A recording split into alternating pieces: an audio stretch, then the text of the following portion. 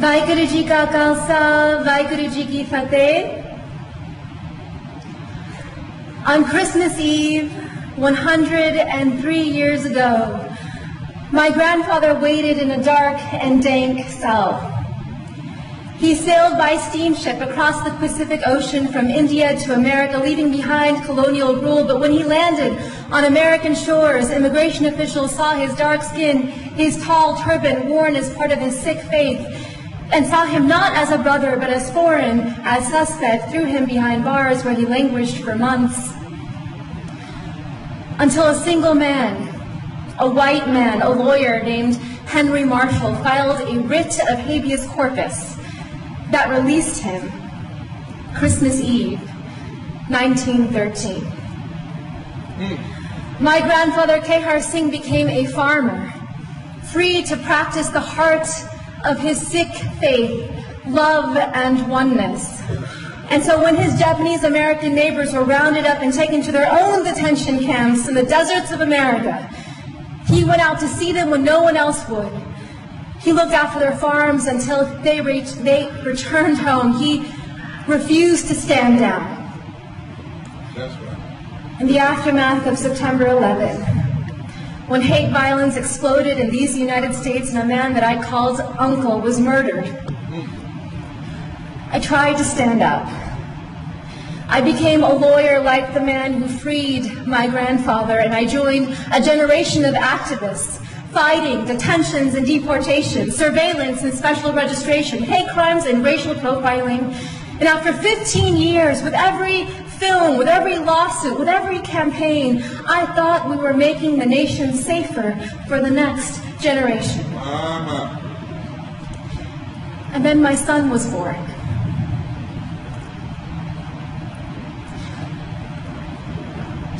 On Christmas Eve, I watched him ceremoniously put the milk and cookies by the fire for Santa Claus. And after he went to sleep, I then drank the milk and ate the cookies. I wanted him to wake up and see them gone in the morning. I wanted him to believe in a world that was magical.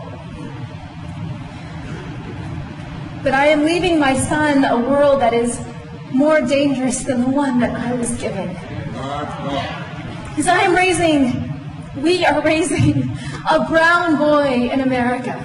A brown boy who may someday wear a turban as part of his faith. And in America today, as we enter an era of enormous rage, as white nationalists hail this moment as their great awakening, as hate acts against Sikhs and our Muslim brothers and sisters are at an all-time high, I know that there will be moments, whether on the streets or in the schoolyard, where my son will be seen as foreign, as suspect, as a terrorist. Just as black bodies are still seen as criminal. Brown bodies are still seen as illegal. Trans bodies are still seen as immoral. Indigenous bodies are still seen as savage. The bodies of women and girls seen as someone else's property. And when we see these bodies not as brothers and sisters, then it becomes easier to bully them, to rape them, to allow policies that neglect them, that incarcerate them, that kill them. Yes, Rabbi. The future is dark. On this New Year's Eve, this watch night, I close my eyes and I see the darkness of my grandfather's cell. And I can feel the spirit of ever-rising optimism in the Sikh tradition, Chardi Kala, within him. And so the mother in me asks, what if? What if this darkness is not the darkness of the tomb, but the darkness of the womb? What if our America...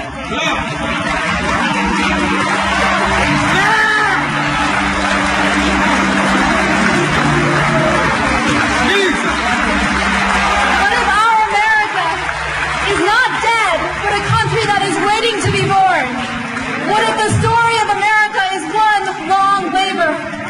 What if all of our grandfathers and grandmothers are standing standing behind us now, those who survived occupation and genocide, slavery and Jim Crow, detentions and political assault, what if they're whispering in our ear today, tonight, you are brave? What if this is our nation's great transition?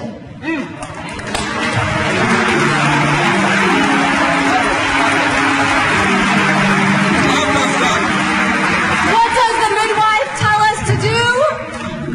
Breathe! And then, because if we don't push, we will die.